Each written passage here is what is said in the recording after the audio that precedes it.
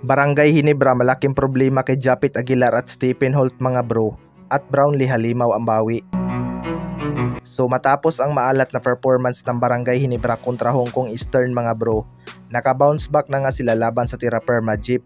Maraming ang nagsasabi na mahinang team lang daw ang kanilang tinalo, pero kung makita mo ang laban, kamuntika na ngang makambak ng Tira Perma Jeep ang laban.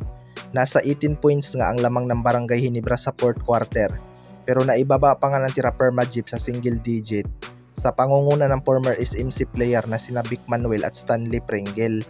Pero mabuti na lang at nakontrol pa rin ng Barangay Hinebra ang laban.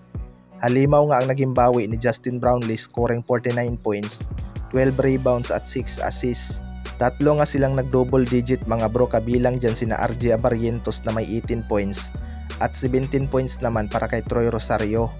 Kumukuha talaga ng kumpiyansa si Justin Brownlee mga bro, pero kung hindi 49 points ang kanyang nagawa, baka nasilat pa sila ng Tira Perma Jeep, diba? Timing din talaga ang pagputok ng scoring ni Justin Brownlee dahil kinakailangan talaga siya ng Barangay Hinebra.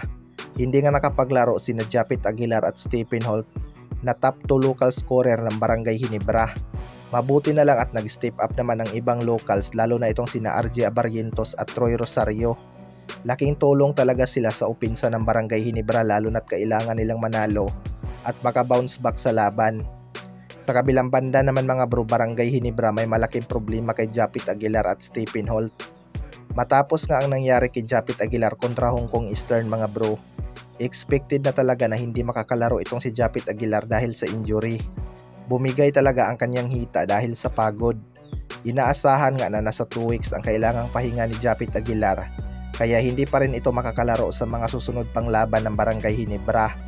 Kung titingnan natin mga bro, lumiit nga ang front court ng Barangay Hinebra dahil si Troy Rosario nga ang kanilang starting center at ang backup naman ay si Ben Adamos. Mabuti na lang at hindi naman ganun kadominant ang center ng Tira Perma Jeep, kaya nanaig pa rin si Troy Rosario. Sunod naman ay si Steve. Matatandaan na natapilok ito sa laban kontra Hong Kong Eastern. Nakakatakot ngang tingnan ang nangyari sa kanyang paa mga bro, pero nakabalik pa naman siya sa laban. Hindi nga siya pinalaro ng Barangay Hinebra dahil kailangan niya pang magpa-MRI upang makasigurado ang Barangay Hinebra na hindi lalala ang kanyang injury. Alam naman natin na importanteng piyesa ni Coach Timpon itong si Stephen Holt, kaya malaking dago ka kapag hindi sila maninigurado sa kalagayan ni Stephen Holt. Bigla na namang naging unhealthy ang lineup ng Barangay Hinebra dahil sa mga injuries mga bro. Pero chance na rin ito ng ibang locals na mag-step up at ipakita ang kanilang potensyal. Kaya abangan na lang natin mga bro kung makaka-recover ba agad ang mga local scorer ng Barangay Hinebra bago ang playoffs. Kayo mga bro, ano masasabi nyo tungkol dito?